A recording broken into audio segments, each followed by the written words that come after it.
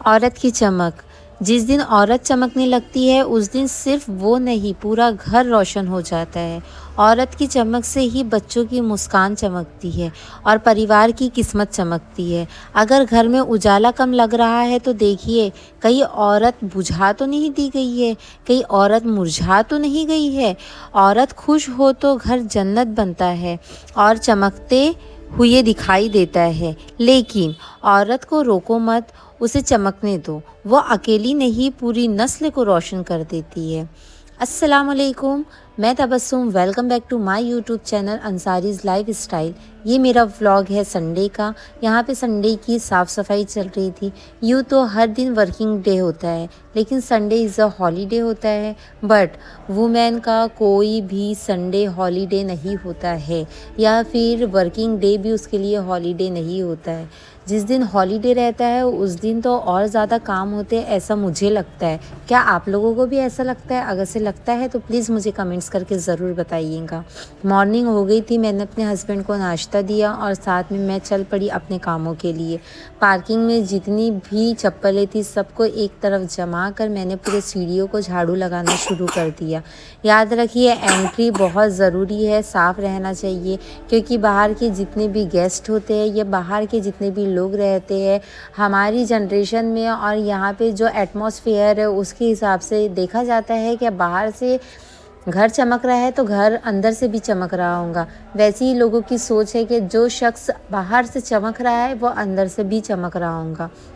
तो यहाँ पे सीढ़ियाँ झाड़ते झाड़ते मुझे ये चीज़ की याद आई कि मुझे बाहर की सफाई करना भी बहुत ज़रूरी है, क्योंकि बाहर से सब कुछ अच्छा दिखता है ना, तो लोग ये जज करते कि नहीं यार, अंदर भी सब कुछ अच्छा ही होगा।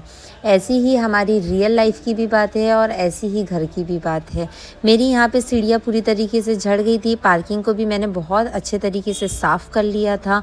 अब उसके बाद में आ गई थी यहाँ पे कपड़े धोने की पारी। कपड़े इतने ज़्यादा निकलते हैं जॉइंट फैमिली में कि मैं आपको क्या ही बताऊँ। जितने मेंबर्स रहते हैं उतने ज़्यादा कपड़े निकलते हैं। वॉशिंग मशीन में हम लोग कपड़े डाल देते हैं। यूँ तो ये वॉशिंग मशीन ऑटोमेटिकली है, लेकिन फिर भी हम लोग इसे हाथ से वॉश ज़रूर करते हैं, क्योंकि हाथ की जो सफाई रहती है ना, वो मशीन के अंदर कभी नहीं आ सकती। और याद रखिए, औरत को चमकना और चमकाना दोनों ही आता है, अगर से वो खुश है तो। औरत के लिए सबसे ज़रूरी है इज़्ज़त। याद रखिए, इज़्ज़त अगर से उसे पेट भर मिल रही है तो वो औरत अपने घर को बहुत अच्छे से संभाल के रखेंगी। और भाई, इज़्ज़त देने में क्या ही किसी का चले जाता है, क्यों नहीं दी जाती इज़्ज़त। इज़्ज़त और खुशी, ये दो चीज़ हर वो वुमेन के लिए ज़रूरी है, हर वो मैन के लिए ज़रूरी है, क्योंकि खुशियाँ मिलना ज़िंदगी में बहुत इम्पॉर्टेंट है। सो प्लीज़ गाइज़, अपने आप को थोड़ा सा बदलिए, चेंजेस कीजिए, क्योंकि औरत चमकेंगी तो आपका पूरा घर चमकेगा, आपके बच्चे चमकेंगे, उनकी तरबियतें चमकेंगी, उनका जो बिहेवियर है वो चमकेगा। अगर से औरत का माइंड ही सेट नहीं रहेगा तो फिर वो अपने आप को भी नहीं चमका सकती और साथ में आपके घर परिवार को भी नहीं चमका सकती। यहाँ पे मेरी तैयारियाँ हो गई थी कंप्लीट। मैंने पूरे कपड़े धोई, कपड़ों को सुखाई और सुखाने के बाद में मैंने किचन में आकर बर्तन साफ़ करी। और आज मैं आपके साथ में शेयर करने जा रही हूँ यहाँ की एक प्यारी सी डिश रेसिपी, जो मैं बनाने जा रही हूँ गोश्त की तहारी। तो गोश्त की तहारी ये रेसिपी बहुत ही इजी है और बहुत ही टेस्टी और बहुत ही लज्जतदार बनती है ये डिश। तो प्लीज़ आप इसे ट्राई करके ज़रूर देखिएगा। रमज़ान स्पेशल बना सकते हैं आप इसे, क्योंकि रमज़ान आने वाले हैं और रमज़ान में यूँ तो बहुत काम रहते हैं। इफ्तारी में इतना सारा पकाना पड़ता है कि दिल नहीं चाहता कि खड़े खड़े अब रोटियाँ भी बनाई जाए।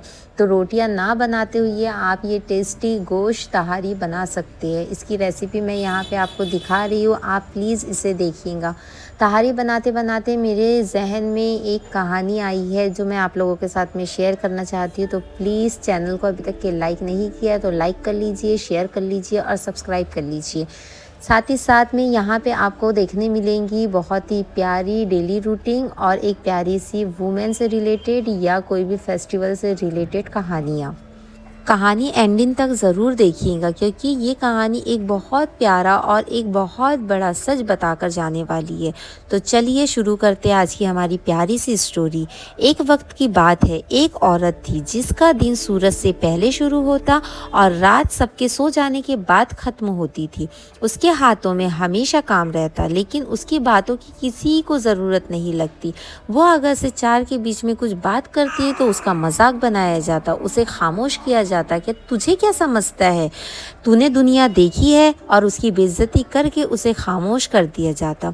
अगर खाना कम नमक का हो जाए तो ताना, अगर ज़्यादा अच्छा बन जाए तो भी चुप्पी, क्योंकि तारीफ़ करते तो इससे औरत की शान में थोड़ा सा इजाफा हो जाता और बाकी फैमिलियों की शान में थोड़ी सी कमी हो जाती, इसलिए तारीफ़ करना तो उन्हें जमता ही नहीं था।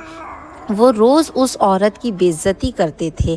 बेइज्जती करने पर कभी उसने मुंह खोलना भी चाहिए तो उसे बेकार समझकर और उसकी बातों को आर्गुमेंट समझकर और उसकी बातों को मुजोरी समझकर ये लक़ब दिया जाता कि तू हमारे से मुंह चलाती है, और ये भी कहा जाता कि तूने आज हमें ऐसा बोली, तेरे वजह से ऐसा हुआ, तूने ऐसा करी। ये सब बोलकर उसे डिस्टर्ब कर दिया जाता और उसके बातों की कोई वैल्यू नहीं रहती।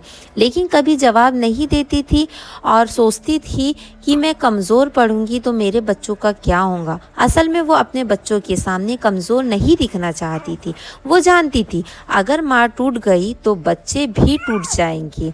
खाना बनाते हुए वो हर चावल के दानों में सब्र डालती थी और मसालों के साथ अपने आंसू भी खून लेती थी। कई बार उसका दिल कहता कि सब छोड़ दे, लेकिन फिर बच्चों की तरफ देखती और खुद को समेट लेती। वक्त गुजर गया, दानों और तानों से उसके दिन पलट गए। तानों की आवाज़ तेज़ रहती थी, लेकिन फिर भी बच्चों की आवाज़ के नीचे दब जाती थी, क्योंकि तानों में इतनी ताकत नहीं कि माँ की आवाज़ को दबा सके और माँ के एहसास को भी दबा सके।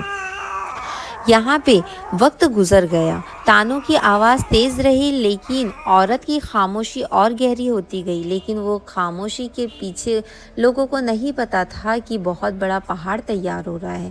वो पहाड़ इतना ज़्यादा मजबूत रहेगा कि किसी के तोड़ने पर भी नहीं टूटने वाला है। हमारे माशरे में लोग भूल जाते हैं कि एक औरत बहुत बड़ी ताकत होती है। अगर से आदमियों में इतनी ताकत रहती और फैमिली वालों में इतनी ताकत रहती तो क्या उन्हें माँ का लक़ब नहीं मिलता। ओ चलिए अपन कंटिन्यू करते हैं अपनी इस स्टोरी पर। उसने कभी अपने बच्चों के सामने घर की बातों को बोझ नहीं रखा। वो चाहती थी कि बच्चे मजबूत बने, कड़वे नहीं। फिर एक दिन वही बच्चे बड़े हो गए। जिस माँ को कभी कम समझा गया था, आज वही माँ उनकी सबसे बड़ी ताकत बन गई थी। जब किसी ने उसकी बेइज्जती करनी चाहिए तो वही बच्चे उसके सामने ढाल बनकर खड़े हो गए। और उस दिन पहली बार उस औरत ने महसूस किया उसका सब्र बेकार नहीं गया। जो औरत सालों तक खामोश रही, आज उसकी इज्जत उसके बच्चों की आवाज़ में सुनाई देती है। तब समझ आया औरत की ताकत उसके शोर में नहीं, उसके सब्र में होती है। और जो औरत टूटकर भी घर संभाले, वो सिर्फ घर नहीं बनाती, वो आने वाली नस्लों को भी मजबूत बनाती है।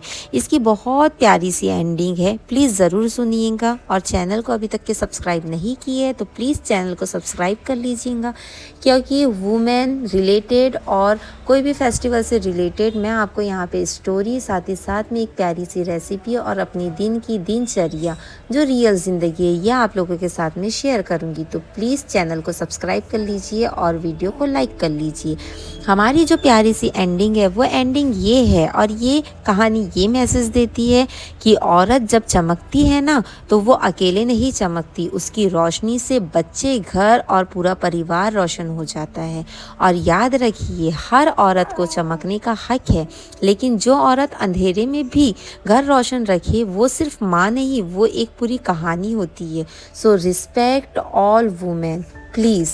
अगर से आप लोग किसी वुमेन को डिसरिस्पेक्ट करते हैं तो प्लीज़ मत करिए, उन्हें रिस्पेक्ट दीजिए, उन्हें इज़्ज़त दीजिए, उन्हें मोहब्बत दीजिए।